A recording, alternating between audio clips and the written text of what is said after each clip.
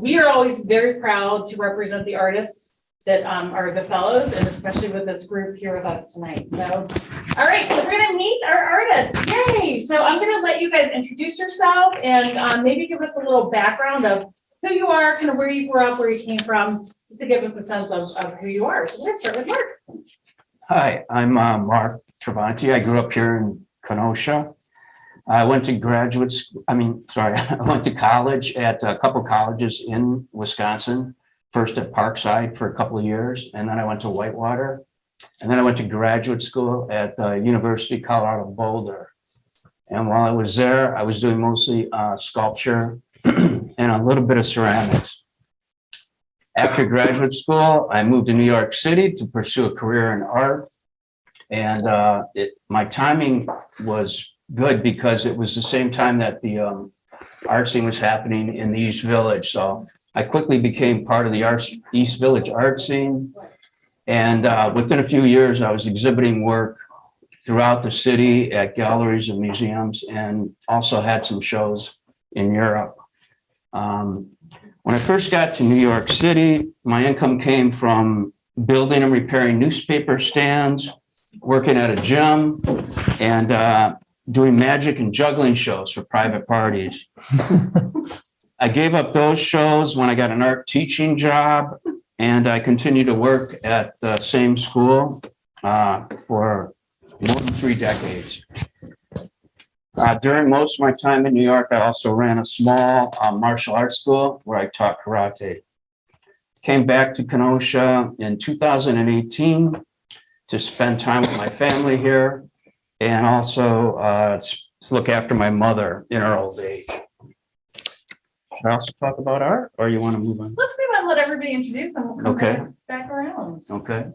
All right, Martha, why don't you take the floor? Following that, I don't know. I was born in the back seat of a pickup truck, right? Actually, my second dog was. So I grew up in Madison, Wisconsin. And after graduating from high school, I went to school in Eau Claire, where I dived into journalism and art. Spent a lot of time, learning how to write, learning how to take photographs in a couple of different classes, and then also studying art, which was, those two things were very suited to me. I love writing and I love making art and photography. I did spend some time in Tokyo, Japan in my final senior year of college. And surprisingly, I went there with disposable cameras. I had to borrow cameras from my roommates when I was so overwhelmed by all of what I saw in Tokyo, which was incredibly fascinating. I fell in love with outdoor billboard advertising while I was there. So after graduating, I stayed in Madison for a few years, but then in about 1989, I went to Chicago. I took the camera that I got for a graduation gift and spent a lot of time among all the corporate advertising going on at Leo Burnett Advertising, which was extremely powerful to me. I mean, here I was among these blue chip clients all the time and working with the Marlboro men. And if you know anything about billboard advertising, a lot of it is photographs. On the Marlboro account, they were larger than life horses and cowboys and real cowboys. So it was just super thrilling to be with Tony the Tiger, the Pillsbury Doughboy, and the Marlboro Man for all of those years. I came back to Madison and didn't really do too much in the art world, but my husband took me up to Green Bay. And when I got up to Green Bay, it was something that was just so alien to me because it was so quiet and there was really no good jobs for me. And so I started dreaming about when I got a real job, I would be able to finally build a website, create artwork, and sell it. So in 2010, I did accomplish that. I built my website off of the iWeb app on my iMac and customized it with my PayPal. And that website really stood strong for about 10 years. And I was fired from a job. Well, not fired. I was laid off. I was laid off from a job and I said, I have applied for so many jobs in Green Bay. I gave my husband my proposed business plan. I was going into business myself, and I started my photography business and started to do art fairs and that sort of thing. And I'm going to stop there because there's other questions that dive into some of that history. So ramble on. Moving on to Nate Hunter. Give us a little of your intro. I am from Kenosha, moved there when I was in high school. Went to Parkside, graduated with a degree in art and with an emphasis in ceramics and sculpture. And then moved to Massachusetts to study with a ceramic artist out there and an apprenticeship program. Did that for 2.5 years. Met my wife, married her, then had a baby. Then Three more. yeah, then a couple more. But Cape Cod was very expensive to raise a family, so moved back to Kenosha and had 3 more kids. Had two more kids, and then we just adopted our daughter in August of 2020. And yeah, I think that's it. And I am a ceramic artist, and I make pottery and other items. And you also teach here. I teach here at the RAM. All right, Mr. Amado, René. Hey, I am René Amado. I'm a photographer. I was born and raised here in Racine, Wisconsin. I did spend a good time down in San Antonio, Texas. And I guess I've been doing art since I was a teenager. I was always drawing and into graffiti and things like that. Got into graphic design, which that eventually led into doing photography as well. I discovered photography when I started taking it more seriously when I was down in Texas, but I guess since I was a teenager, I always kind of, used it here and there, but I never really did anything serious with it. So yeah, I've been doing that for roughly the past 8 years or so. And I've done a variety of artist markets, galleries, and I also teach photography now at Case High School. So, Yeah. Well, good. And we'll kind of come back to this idea of geography in a little bit, because that is kind of a common thread, I think, that we have here. But kind of the next questions are, what led you into becoming an artist? What were your main influences at an early age in your art career? And are they the same now? Are they different? So I'm going to actually, I was going to pick on René. You want to start and we'll go this way? sure. Okay. Sorry. Yeah. So I guess with photography, my father was a photographer, and he was more of a hobbyist. He wasn't, he didn't like have a business doing it. And he would do like portraits and weddings for people that we knew.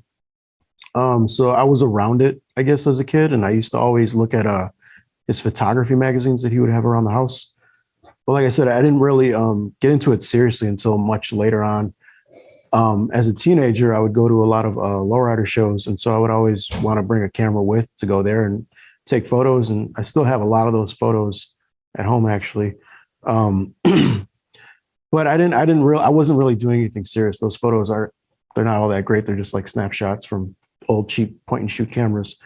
And then when I was in college, for graphic design, we had some photography that went along with that, and it kind of got me more interested in doing more photography. And it wasn't until like years later where I had a job that was like really stressful and I just kind of needed a way to unwind. So I would just go wander around like downtown San Antonio and just like do street photography. And I just did it more for my enjoyment and for, to relax a little bit. I didn't even really study photography before that. I didn't even really realize that street photography was even a genre or anything like that. I was just, downtown San Antonio was just really interesting to me. So I would just go shoot just because. And so that led to a lot of different opportunities. I started shooting with some graffiti artists I met down there. I started photographing concerts and music festivals, got a lot of opportunities then for the artist markets and different galleries and things like that. And so it's San Antonio is a very, there's a lot of art all around the city. There's murals everywhere. There's a lot of galleries. There's a lot of that going on within the scene. And so I just became friends with a lot of those people, and that really inspired me. And I ended up moving back here in 2017. And since then, I've really just been more focused on that, trying to keep that going here, keep it going in different ways, open up different avenues and channels and things like that within the art world here for different people, bringing different ideas and whatnot. So, yeah. Influences? Influences. Let's see. So I've always been a maker of sorts. Even when it was just playing in the sandbox at home. My dad, when I was little, built a sandbox that was like 20 by 30. It was huge. It was between our neighbors, both of our garages. So it was just a giant playground. And so I learned to get dirty and I learned to like it. But my grandfather was an artist. He actually worked at Dick Blick for like 35, 40 years, something like that, forever. And he was a printmaker and a painter and a sculptor. He was always doing something. And so and he had a wonderful wood shop, and so did my other grandpa. So we spent a lot of time just making as a child. So I found clay in college on a whim. Somebody that I haven't talked to since I had one conversation with this guy. He said he loved his ceramics class and I should take it. And I just decided, okay, I'll take it. And then that was it. I took the first class and I was completely hooked, and basically lived at the studio at Parkside for 4 years. Even though I lived at home to save money, my mom would say, "Who are you?" when I'd come home, because I was always in the studio. So yeah, I feel like I've always been making. I've always been working and being observant of what's around me, especially materials. I like to, even just sculpt, make sculptures out in the park, where in the woods, and build dams in the creeks and those kind of things. So always something physical, though. Not much of a painter, but always like manipulating materials for sure.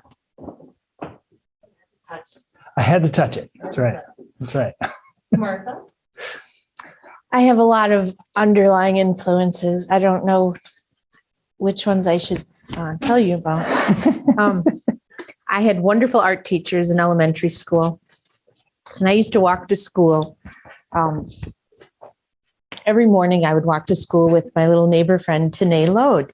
And my mom would always comment about how Tanae would stop and look at everything along the way to school. And I think I heard that story about 80 times.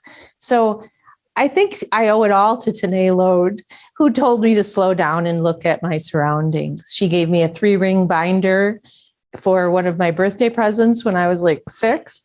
I mean, kids were getting toys, but she was very serious. So I've got a little bit of Tanae in my memory. I had wonderful art teachers who I was ultimately able to see at my mom's church. A couple of them had these presentations going on. My art teacher flew around the world in the Concorde. So Mrs. Kufrin was always a delightful teacher, and I think my mom really appreciated her. And then as I was going through school, I was always interested in the art classes, and my mom would always say that I was her artist. And she still carries that keychain I made for her in 8th grade in industrial art. So it's quite old now, but she still carries that. So I think my mom was a big influence in supporting or affirming that I was an artist. I've always been creative. And what led me into the photography thing was probably my Smile Saver kit that I got when I was 13. I still have my first roll of film that I shot with this. And in those early years, you can see that I wasn't very good at taking photographs of people, because I would take too long in setting them up and making sure the the picture was right. And the looks on these faces of these pictures were very discouraging. So I stopped taking pictures of people and started taking pictures of things and objects. And, if I would be on vacation or whatnot. I did have a very good friend in Chicago who was thrilled with my photographs whenever we would go do something. She'd say, Marc, these photographs are so good. You should sell your photographs. So I owe a lot to Lisa too. Lisa was a big positive influence on me. And I don't know, I'm a positive person, and I'm interested in exploring and looking around like Tanae taught me to do. And I just can't stop seeing. You just see, I see and see and see and see and see. And I kind of drive myself nuts sometimes. So I, have to turn it off. So a lot of those strong influences that I remember. My father too, my natural father was a photographer. He always had his Nikon around his neck. And so I think photography has just always been a part of my life. And, when your father leaves you in your family, when you're 9, you always kind of harbor this longing or distance for this person who's no longer there. And remembering that camera, I think kind of locked in, one of those chinks. So I don't know. I just have always been interested in it. I'm not a techie gear wise, but I have always been sort of a techie, wanting the camera and the clock radio and all of those new gadgets that would come out at a young age.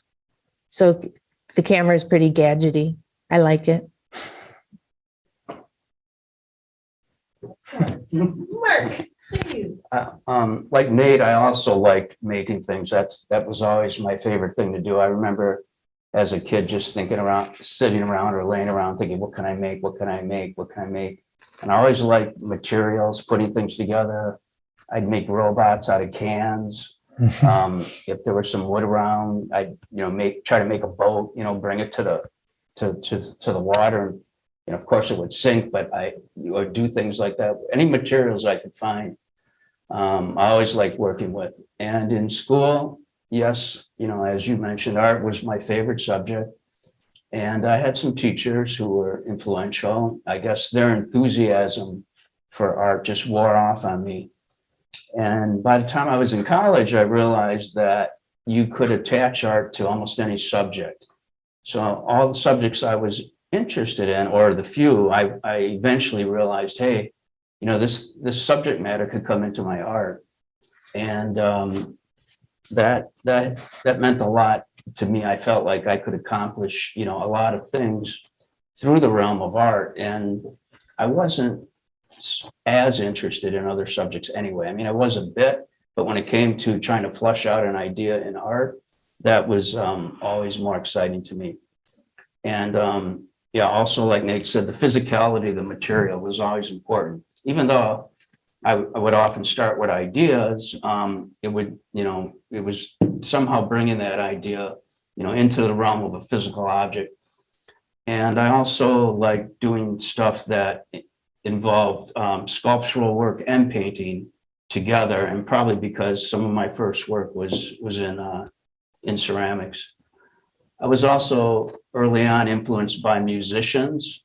Through them, I realized that there were also many different ways that you could be creative. Music was a way that you could talk about a lot of different things in the world. And people like Lou Reed, David Bowie, and Leonard Cohen, I listened to, and I was influenced by them.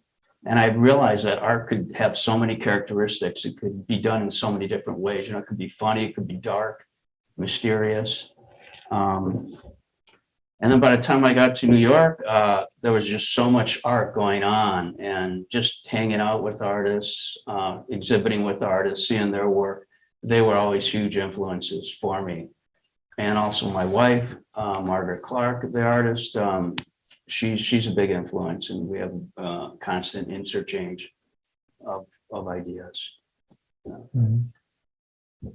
Interesting. I mean, it's fascinating how family seems to be a common thread here too, right? In like, your environment and just what you're surrounded by too. Because I guess I imagined everybody answering this question with a couple famous artists, right? Like, oh, he's always influenced by the work of, I think- Madonna, so I'm gonna go on script for a minute. And I do want you to just shout out one artist that, people might know, that really influenced your work now, early on, whenever. The Mark, I'm gonna.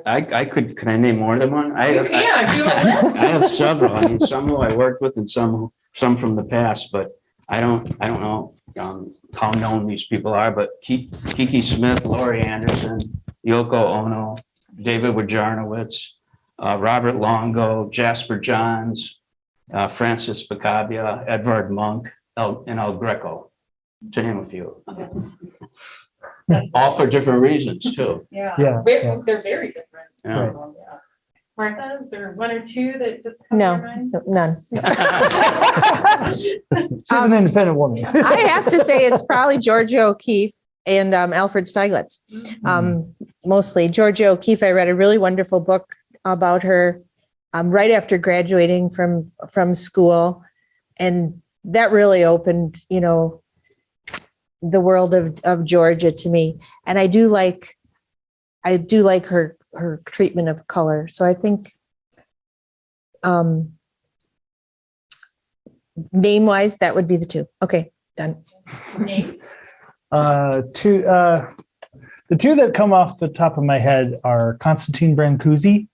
I really loved his use of form and material and surface treatment, even though everything that he does is really smooth and shiny, the way he gets it that way, I've always really appreciated. And then I've always really loved Mark Rothko's work, and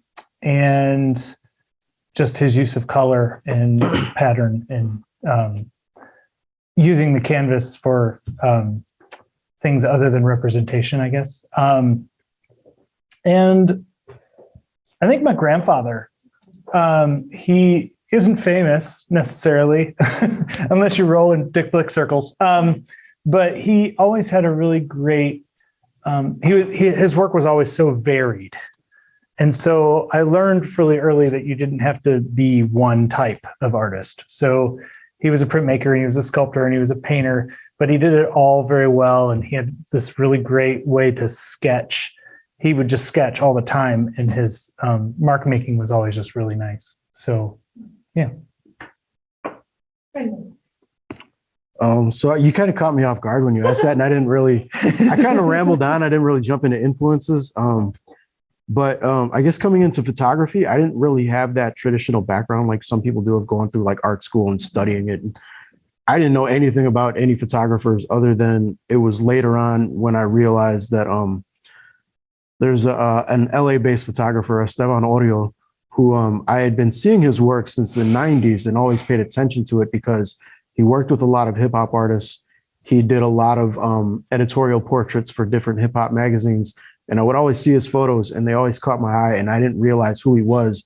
This was the days before the internet, and I had no clue who he was until much later. I would see his name here and there, but I never thought about who he was. And yeah, now there's like documentaries on him, and he's got books out, and I own a few of his books. And so yeah, he was like, before I even realized he was an influence, he was a huge influence on me. And then I guess a lot of it too was like, it came from like Source magazines, because I used to look at those all the time. And then like the Lowrider magazines too, where it showed like Hispanic culture. And then like, with the Source magazines, they showed a lot of like graffiti culture from New York. And yeah, stuff like that, that really influenced me. That's where I really started looking at photos, I guess, and stuff like that. Thank you. All right, let me skip the next question. But so a big thing is, what lessons have you learned as an artist that you would want to share with other artists who are maybe beginning their career or struggling to take their career to the next level? What's your sage piece of advice? Mark, do you want me to start with you? Okay. If I had to say one thing, I guess I would say that there's, if you're going to be an artist, somehow you have to figure out how to make art. And I've often heard or people talk about the problem of not having enough time, space, or materials. But basically, I think that's the whole issue of art. Like, how do you negotiate those things to make art? that's what you have to do. If you can't do that, then you're probably not a good artist. So.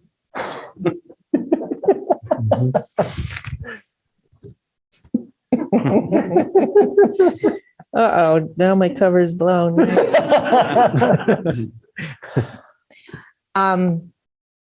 Well, I would like to say this, that when you, to be a successful artist, okay, so having the talent, the skills and that, I want to talk about bringing it out to the world and being recognized. And because I think everybody dreams about, oh, I'm going to be this famous artist someday. No, you're not. You're not going to be famous, but you might be locally significant. And so I say, get yourself out there. And the way to do that is to enter juried art shows and put your best work out there. And then one thing that was very successful to me was doing art fairs. So I would enter juried art fairs. And, you know, the first one, I'm driving home from this art fair and I was crying. I was just so proud of myself that I actually put myself out there, sold my artwork for the first time. And I just kept going from there. Pretty soon I was doing about 12 art fairs per summer. So I did this real strong for about 5 years. And I built a following and people would come back for more of my work. And it was so encouraging that someone would look over at me and go, you're an artist, you know, not a photographer, but an artist. Mm-hmm. And, you know, those are the moments where you're like, wow, I'm really doing this. I'm doing what I wanted to do for so long. And here I am.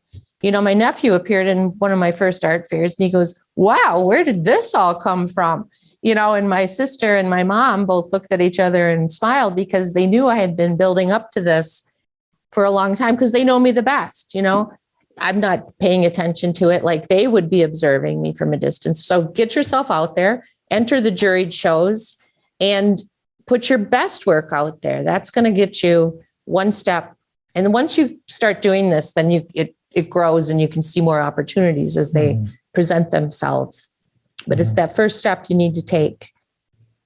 Yeah. Great. Nate, what's your good advice? Ditto. Ditto and Done. No, I did an apprenticeship instead of going to grad school. And I think that was the biggest decision in my life. And it defined my life because I met my wife while I was on the apprenticeship. But other than that, like I really do say, if you're young and if you have that time, invest in an apprenticeship. It'll be worth its weight in gold. Just spending the time learning from another artist who's already doing it was invaluable. Or find an artist and just shadow them, or just, you know, get them coffee and talk, you know, like anything like that. Just find somebody to talk with that will give you some advice. Also, just start. It's all about gaining momentum. And like Martha said, it's just, you just do that first show and then do the next one and do the next one. I will say, don't ever launch an art business during a pandemic. That was a mistake on my part. It's a little hard to do shows. That was my first. I had 12 shows lined up for 2020, but 2021 was really good, and I highlight just get into some juried shows, and you're going to be rejected, and that's okay. And some people aren't ready for your work, and maybe you need to improve a little. And it's always good to get that feedback, because without it, you won't mature as an artist. So get professional feedback, get people to talk to you, get in their face about it, and take classes. You know, like with ceramics, it's a very technical field, and you have to learn a lot. So I had to take a lot of classes, and I had to constantly be searching for answers on how to do something. So, be a learner, I guess I could sum that up, and just be a lifelong learner, because you're always learning something. But you, Renee, what's your advice? A lot of it goes back to what they say is to just start.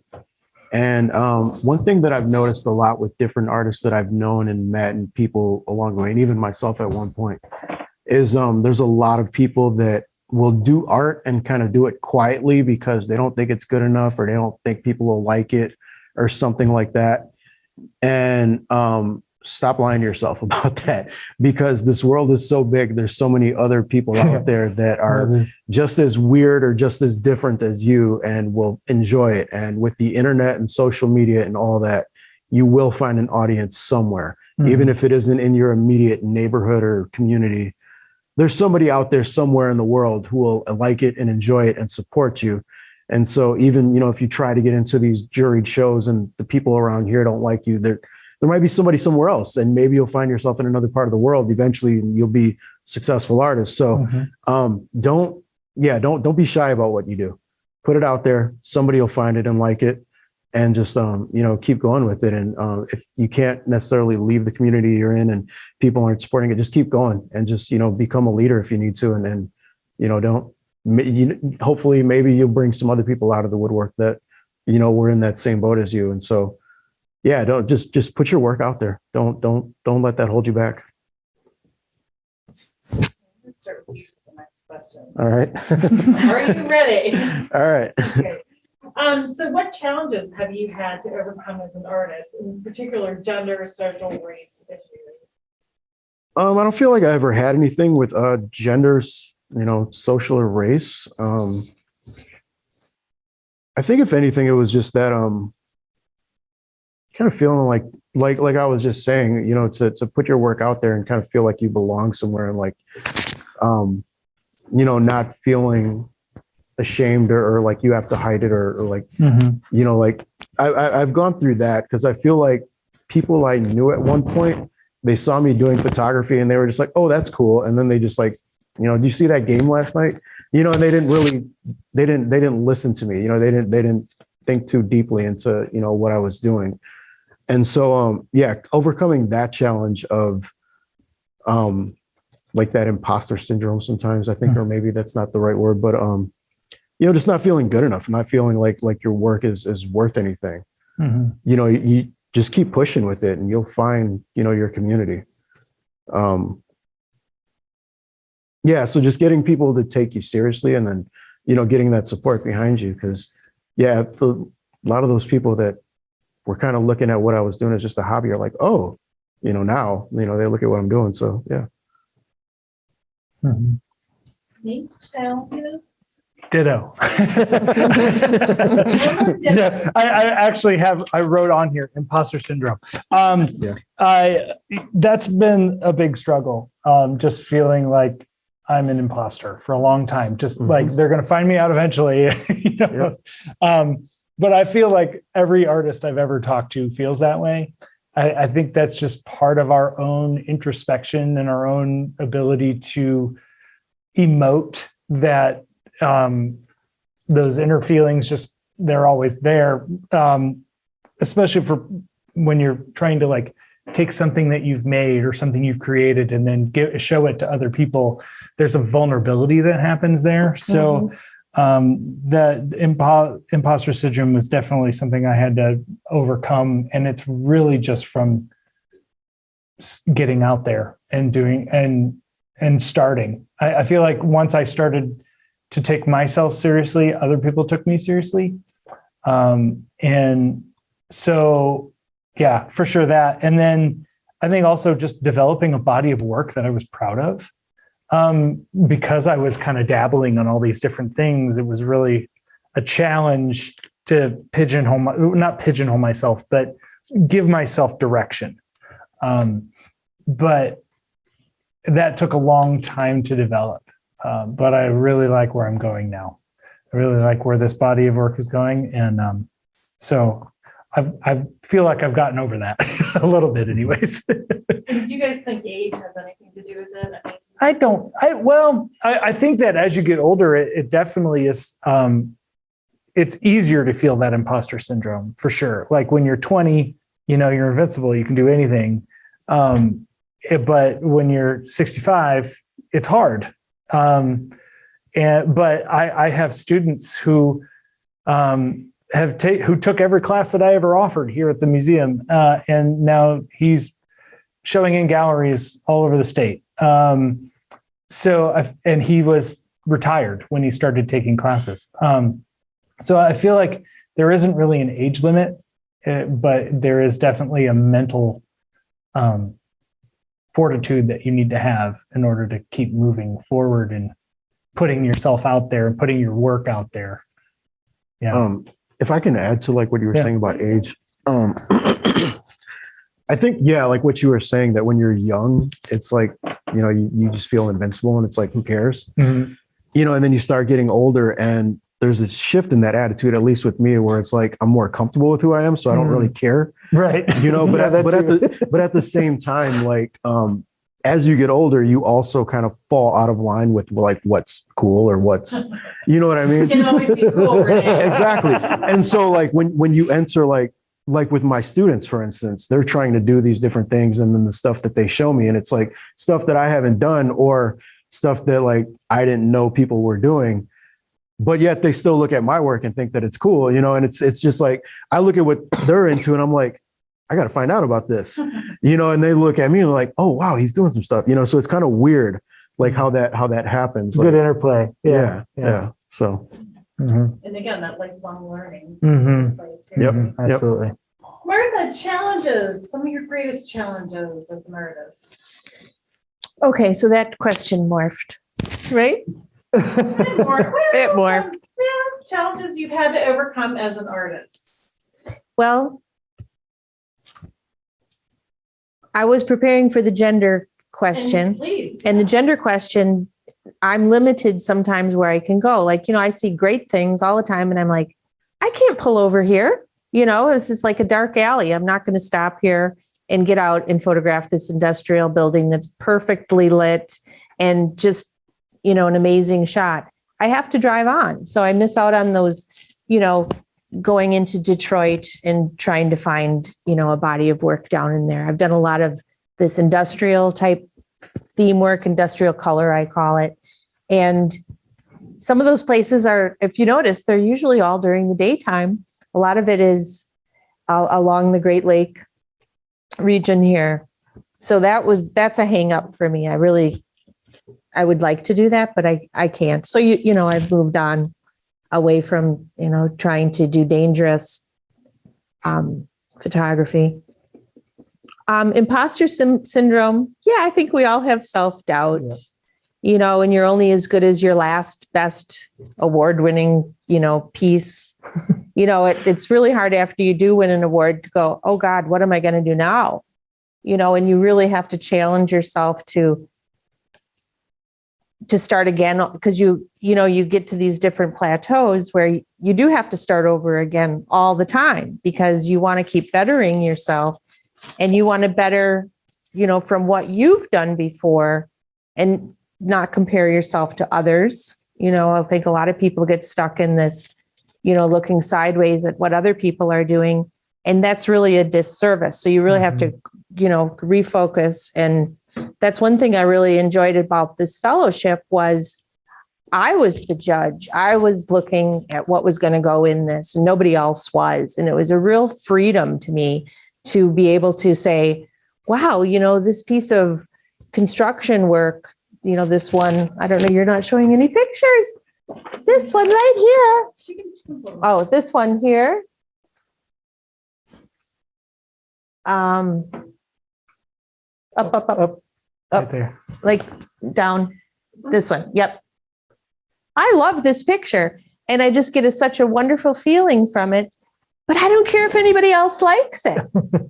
I love it. And so that's what I found going through this, you know, putting together what I was going to put into this show and produce. And so anyway, I didn't have to worry about being better than my last award-winning photograph. And that was really great. If I'm saying too much, not enough, I'm not an imposter. Says who? All right, Marc, how about some of your greatest challenges? Challenges? Well, Yeah. I think one challenge is keeping my glasses on without them getting steamed. again, similar to what's been said, would be flushing out, I'd say flushing out a body of work. Sometimes I'll make a piece and it just seems very odd to me and it just sits. And then I might make another piece related to it. Sometimes it's quite a challenge though, to really understand what that one or two pieces, what's happening to them until I make many more. And once I make many more, then it just becomes more obvious to me, the direction, which qualities are important and where it's going. So yeah, just fleshing out a body of work is always a challenge, but it's usually fun. It's a fun challenge. Well, okay, so going back to this whole idea of geography and region, so part of being able to submit artwork to this exhibition is you have to live within a certain corridor. So it's Racine Kenosha, east of I-94 is the geographical region that these artists have to live in. And it's so interesting to me that all four of you are born here in Wisconsin area, right? Left for quite a while or for a bit of time and came back. So that is very fascinating, I think.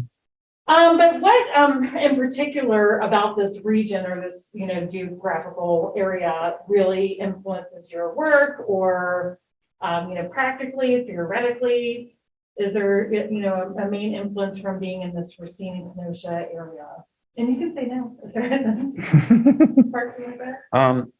Well, practically, it just seems so easy to do things here in Kenosha. I live in Kenosha compared to living in New York. My wife and I had 500 square feet in an apartment in New York for over 30 years. And that's where we lived and made art. Now I have over 5,000 square feet and I can park wherever I want. Theoretically, the difference is I haven't been here long enough. I know when I was young, I used to feel that Kenosha was just a generic town like any other town. But then when I left, I saw that it does have distinctive characteristics. And I'm just starting to get a sense of that. It's real interesting to me. I think, the fact that I was able to do these portraits of friends and family, mostly that are friends and family from Kenosha, I think it's an indication that, yes, there's subject matter here that interests me and I want to pursue it. And also, I think that when you have so many artists moving to the big cities, there's a tendency for them all to be influenced by the same things. When you come to these smaller cities, there's peculiarities that I think are really worth pursuing. So I'm hoping that that's what I can do while I'm here. Martha? What was the question? Oh, it's I don't know, the regional thing, yeah. So living in this region or, growing up, you're living here, how has it influenced your work? Practically, theoretically? Okay, well, it's Lake Michigan. So that goes from here all the way up to Door County where I've spent all of my art time. So when I, started getting into to the website and the selling and the art fairs and all of that, this was all up into, Door County. And then in 2014, after being up there for 10 years, now I'm down here. And it was very inspiring to me at first, but I'm still left with the source of the artwork, and that's me. So it really is the open spaces of the lake I have found have influenced my abstracts and the open space of those in the negative space. But it really boils down to, for me anyway, is where I am at the time that I find something. I have many photographs that are once in a lifetime situations where I could never recreate that photograph and nobody else could either, because it's usually a human being in it. And there is one photograph of the woman in apartment that's up in my selections that you had.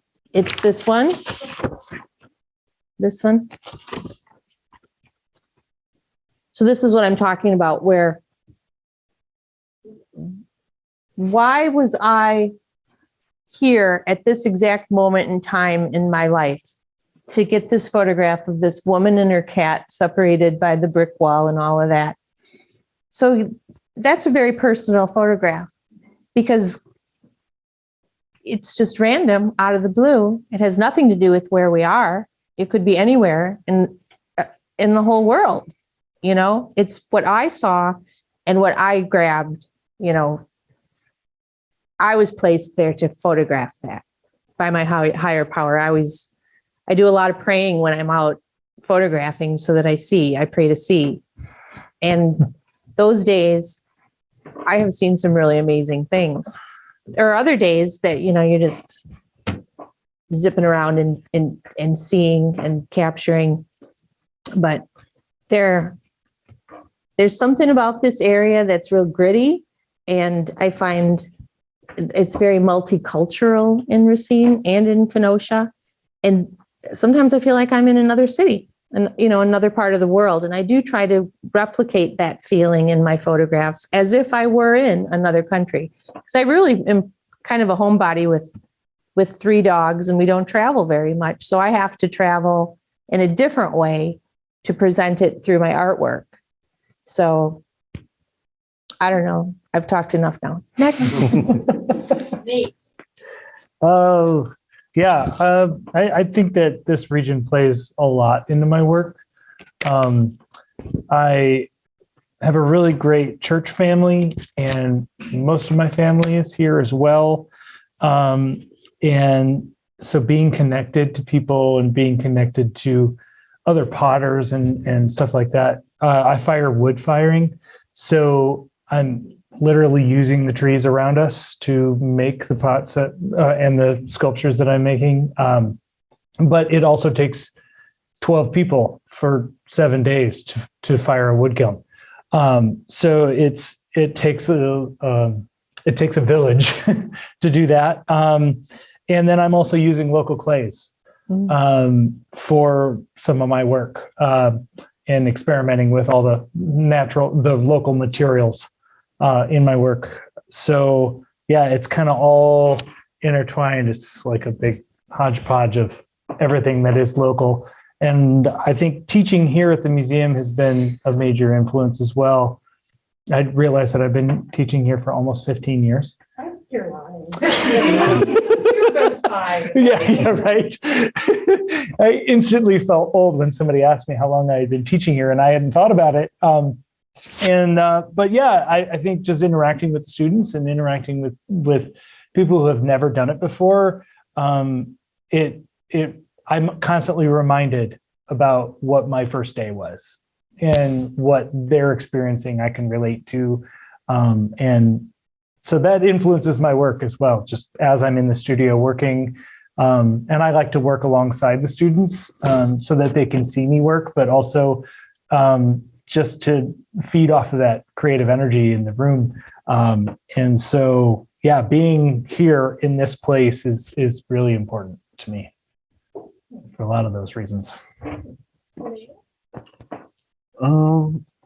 So the work that I do is, I mean, I'm documenting cultures around me. I'm documenting events. I'm documenting things. I'm documenting people.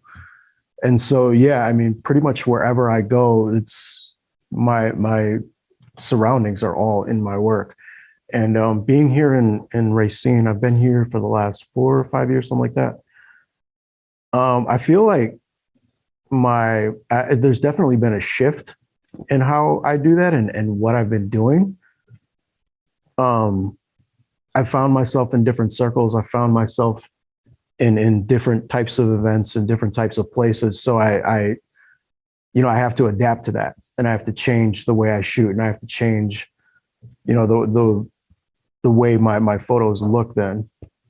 And so, yeah, I very much adapt to where I am and what I'm doing and what's going on around me. And, this is home. And so it's definitely very important to me to capture what goes on here, in the best way I can. And, a lot of my work that I do is between like Milwaukee and Chicago and here. And so, those are communities that I'm very much I also feel like are homes to me. And so, yeah, I just really try to document it the best I can and show it in the best light that I can and try to be as honest and authentic about it as possible. Thank you. I'm gonna combine these next couple questions. So what made you apply for the fellowship and what were you able to do with the fellowship grant that you might not have been able to do or that you allowed yourself to do maybe?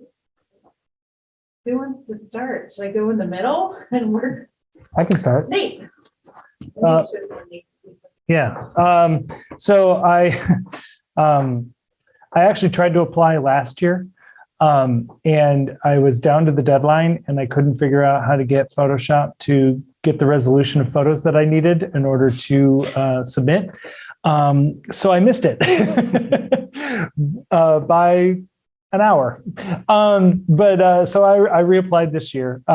And the money that I got was I spent the most money I've ever spent cash on any transaction in my entire life. I bought a pallet of brick and other supplies that I needed to build a kiln in town. So and it was new brick. It was like big splurge because usually we're using like leftovers from industry or whatever, and I got to buy brand new pristine bricks. I was pretty excited. All right, let's go over to Martha next. Well, I mentioned my website before that was 10 years old. So I took the fellowship funds and hired somebody to build me a brand new website. One of the questions on this list is, do you work full time? I do work full time again. And so my time is limited and I was pulling my hair out trying to get this website recreated and started again. And so I took the money and gave it to Gary Arndt up at Fox Valley Web Design. www. So anyway, now it's a brand new website and I have to figure out how to work it. Right. So now I'm kind of still where I was, but at least it's brand new because the other one I couldn't even update anymore. So it was a real drag. So I was extremely grateful for the fellowship. I had applied a couple of other times and was a finalist twice. So third time's a charm. Very exciting, very honored to be a part of this. And living in Racine now for 7 years, it was about the right time to decide that I kind of feel more at home now. I think that the fellowship has opened up more relationships and making me feel a little more solid in the art community here. Wonderful. How about you, Mark? We'll go to Renee. I applied for this mostly because I always wanted to exhibit here at Westham or Ram because I was always impressed with the shows that they had for years. So when I came back to this area, that was just one of my goals. And this happens to be, I think, one of the best opportunities. If you're going to be in a show here, this one was great. I was really grateful to be able to do it. The money, it turned out that the first 2 or 3 of these portraits that I did on these picture pages, I had framed by a friend, and we ordered the frames from somewhere, and she did it. And I liked the procedure so much that I ended up using all of the money to pay for more frames. I never had so many pieces framed before, but that's where all my money went. I think everybody will understand that. So. And Renee.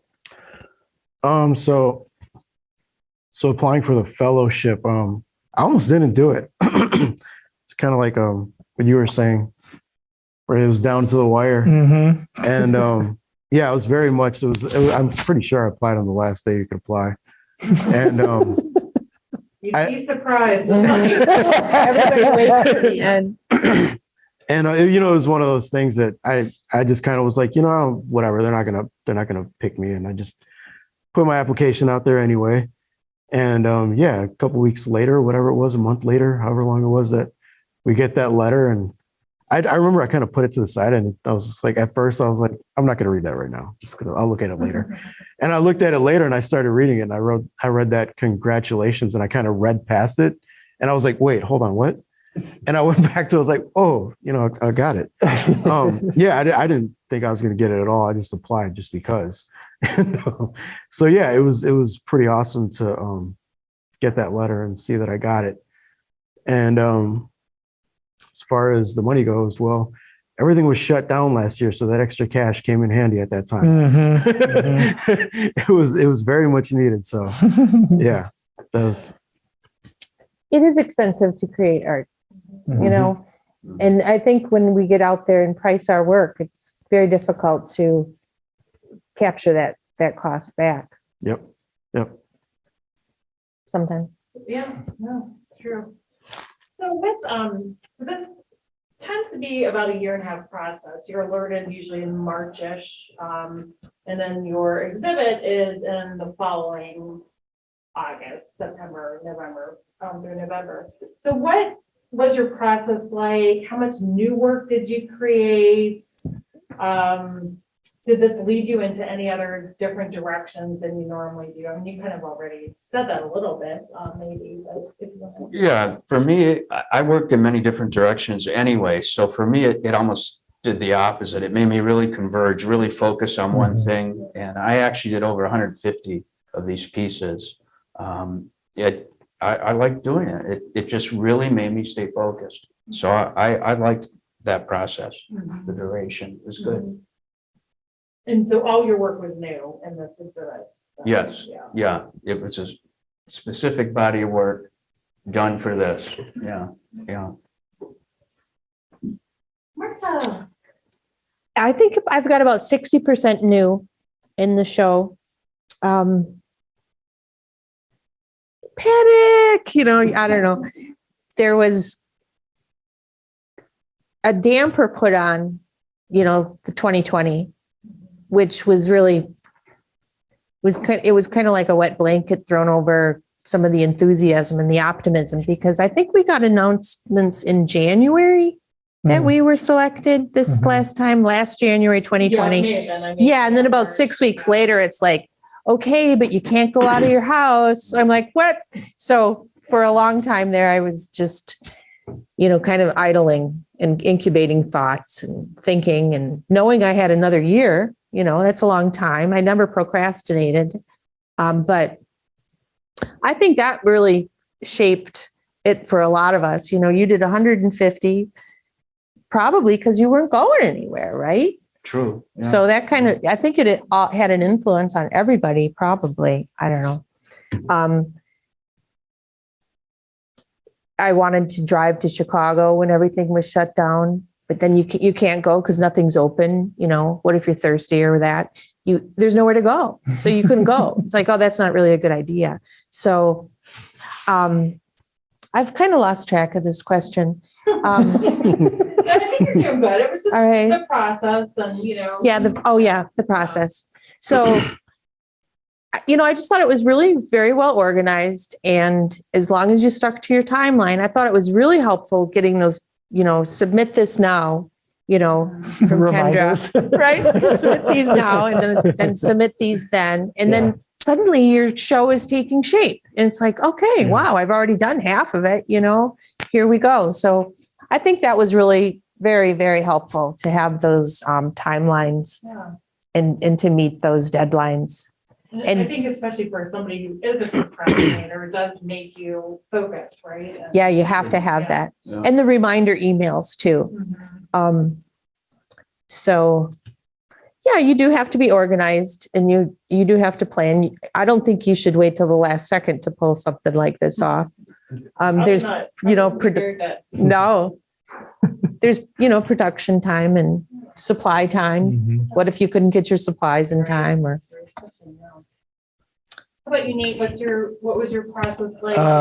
Well, everything that I made in the show is new. It was fired over this time. But I I kind of wished it was a little longer. I had a completely different plan for the show. I was going to build the kiln and then fire the kiln.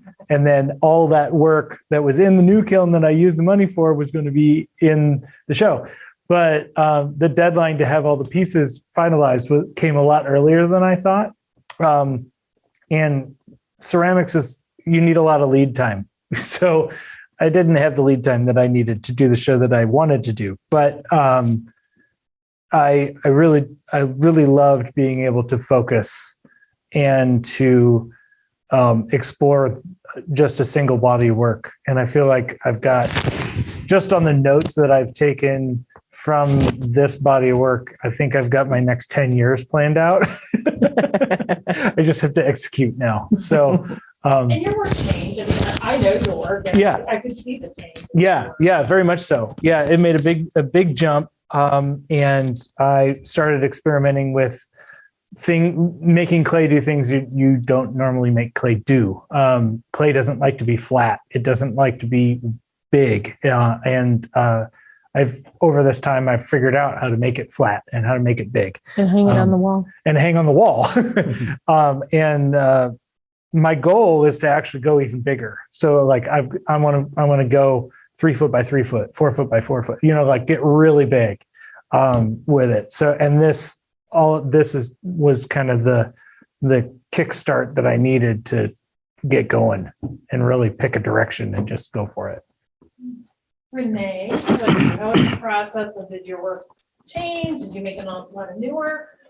Yeah, so the photos that I displayed were for the most part shot last year, other than I think what I had, like it was around 20 photos in the whole display, and I think 2 or 3 of them were from 2019, but everything else was from last year. Coming into the process, I had a whole other idea of what I wanted to do. And as everything unfolded in 2020, I was just out shooting. I was very much the opposite of what you were saying. I was like, I need to get out. I need to go. And that put me in the streets. It put me out in the middle of things that were happening. And I just started documenting and shooting everything. And as that all happened, I started seeing it in my head, what I wanted the gallery to be about. And so, that's what ended up being the whole theme of the gallery was 2020. And, what I went through and what I saw and what I shot. And so, it definitely pushed me into a different direction than what I thought I was going to do. Mm-hmm. And pretty much everything was new.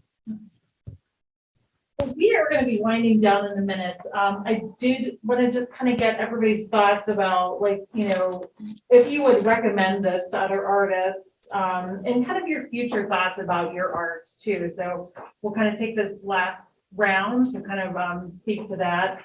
And then if we have any questions.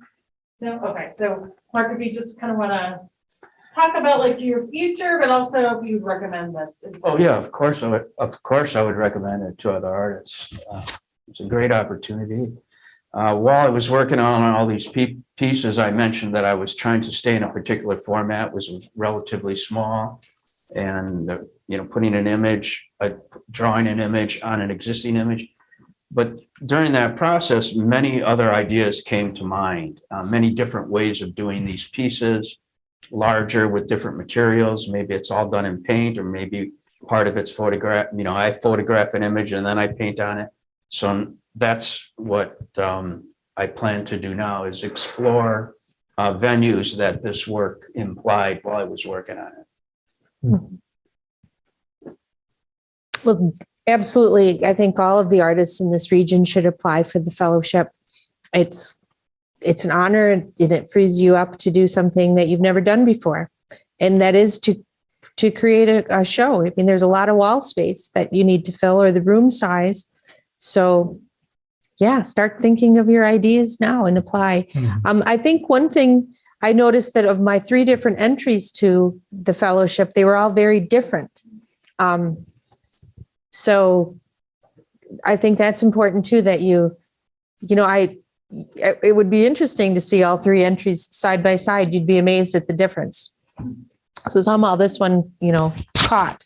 I think it was because of the square format that I've been working on, and my abstract photos were a direction that I began when I moved down here. I joined a gallery up in Milwaukee, and it was a contemporary gallery that liked more abstract work. So I'm like, okay, I'll, throw you some abstracts. So as I've been going down this new abstract path, I'm going to continue with that. And I'm also going to try to make them smaller, because I'm in a gallery up in Jacksonport, up in Door County, that doesn't have a lot of wall space. So the items, tend to be smaller. The other thing about smaller is that they're more affordable for people. And so if you want to be an artist, you really need to have different price points for your work so that you can have a little bit of bread and butter, and then, some other larger pieces that, investors might want to participate in. Cash in flow buying. is king. Cash is king. What'd you say? Cash flow is king. Cash flow. Yeah. Like those art fairs I would do, the note cards I'd sell for $2 a piece. That would a lot of times pay for the fair cost itself. Yeah. So you have to have these different, you have to have a business mind as well as, your art mind. And I think there are people out there who will coach you. Renee Phillips, entrepreneur. She's one of my people. So